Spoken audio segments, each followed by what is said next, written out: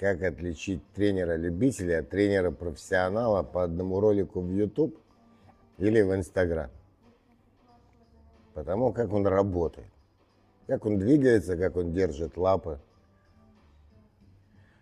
Мне легко. Всем остальным не знаю. Я же сказал, человек, который не разбирается, будем говорить так, в том виде боевых искусств, о которых идет речь, а только предполагает заниматься этим видом или так далее, или просто смотрел какие-то ролики там в Ютубе, или еще что-либо, бои каких-то там спортсменов там и так далее, он никак не сможет отличить разницу между любителем и профессионалом. Вот, просто он ее не увидит, потому что границы здесь немного размыты.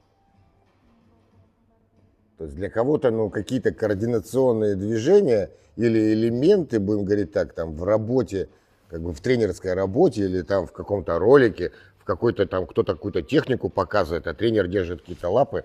То есть любитель может и не понять, что там происходит.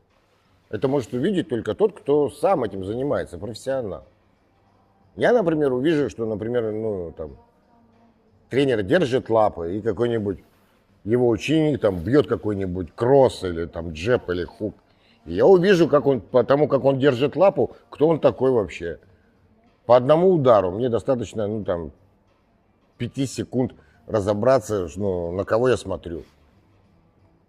Потому как он стоит, на какой линии, как у него расположены ноги, как у него расположено тело в пространстве, как он держит лапы, как он ловит удар, что происходит с телом, какая координация и так далее.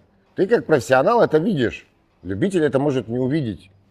Это даже любитель-спортсмен может этого не увидеть. А если говорить просто человек смотрит, он вообще никак не определит, какая разница. Я вижу это потому, как человек стоит. Я уже вижу, как человек просто стоит, когда там что-то кто-то делает, лапы там держит, принимает удар, или что-то кому-то объясняет, пока начинает показывать какую-то технику. Я вижу это его движение, и мне уже понятно, кто передо мной находится. По сути говоря, уже все начинается с того, как он стоит. Достаточно просто посмотреть, как человек стоит, даже когда просто ничего не делает, не исполняет никаких приемов, ничего. Он просто стоит, и ты уже понимаешь, кто перед тобой находится. У людей, которые профессионально занимаются боевыми искусствами, не обязательно тренер. Стойка очень четкая, то есть расположение тела в пространстве всегда однозначно.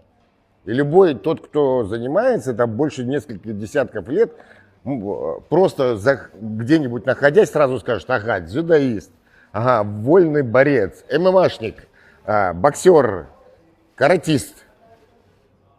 Сразу узнает всех в толпе, кто перед ним тут находится. Просто человек там может просто сидеть, он уже, боксер, вот это, этот вот этот. Люди приходят заниматься, мне часто, вот ко мне люди приходят и такой: ты чем-нибудь занимался? Нет, я ничем не занимался. Потом раз, лапки ему поднял, и тут же выясняется: ага, врет, ты занимался вот этим, вот этим. И он такой: да, я в молодости занимался, а что ты врешь? Понимаешь? Ты просто знаешь это. Вот и все. То есть человек, который чем-то занимался, он если он правильными вещами еще и занимался, он стоит уже не так, как обычный человек. То есть его расположение тела в пространстве, оно другое. Поэтому я профессионала вычислю сразу, потому как он просто стоит. Вот и все. По каким признакам? Например? Я не буду рассказывать эти фишки. Это секреты. Это секреты НЛПшные причем.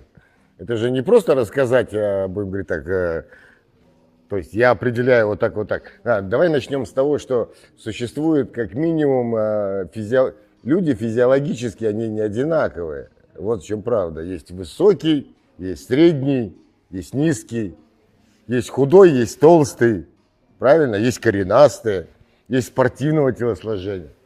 И у каждого свое. Многие люди приходят в зал боевыми искусствами заниматься.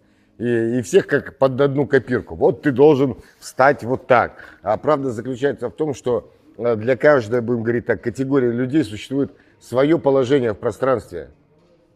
Вот в чем правда. Своя собственная стойка. То есть то, что подходит длинному, абсолютно не подходит тому, кто маленького роста.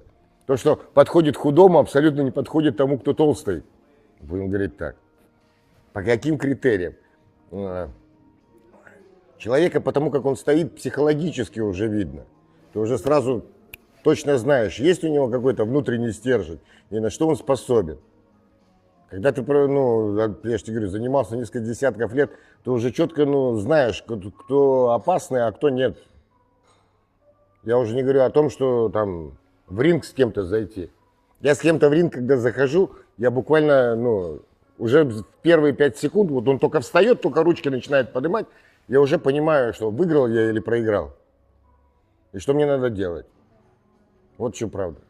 Может этот человек меня ударить или не может. Ну, то есть не в плане, да, кинуть руку может каждый. А вот нанести ущерб не каждый. И потому как человек стоит, сразу видно, может он нанести тебе какой-то физический ущерб. Я уже не говорю о том, может ли он тебя вырубить или убить. И так далее. И когда ты сейчас мне задаешь этот вопрос, а расскажите. Не-не-не. Вон, приходите, платите денежку, расскажу, научу, как стоять и как определять, кто перед вами находится. За 5 секунд. Может быть, стоит развернуться и бежать, а не драться с этим человеком. И на что он способен. То есть, будем говорить так, я не только профессионального тренера, я вообще всех вижу. То есть когда ты занимаешься, будем говорить так, прикладными какими-то видами, там, пусть это будет боевые искусства, но не обязательно. Даже когда ты занимаешься той же самой гимнастикой, какой-нибудь йогой, тайцзи и так далее, если ты занимаешься несколько десятков лет, будем говорить так, ты по физиологии человека можешь полностью описать его психологический портрет, вплоть до того, чем он занимается там, когда он вне зала, женат ли он, есть ли у него дети, и какая у него предположительно профессия, и какие у него в жизни увлечения, какой у него характер, и на что вообще способен этот человек. Потому как он просто стоит в пространстве. Вот так. Или вот так. Или вот так. По мимике, по жестам лица, много чего. Поэтому не надо много ума, чтобы просто на человека... Человек вообще может даже не махать руками, ни ногами. Мне достаточно просто на фотографию посмотреть. Ага, боец, воин. Лошара какой-то. Тренер. Какой тренер? Детский сад. Это видно по лицу человека. Ты заходишь и сразу определяешь, кто перед тобой находится. Вот так вот. Ты что думаешь, что там, что-то не надо ничего выискивать. У человека написано все на лице, как у меня.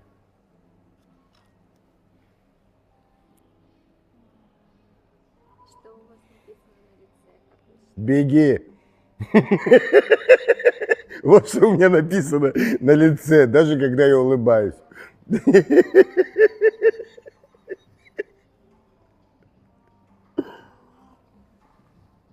И только тупой это не понимает.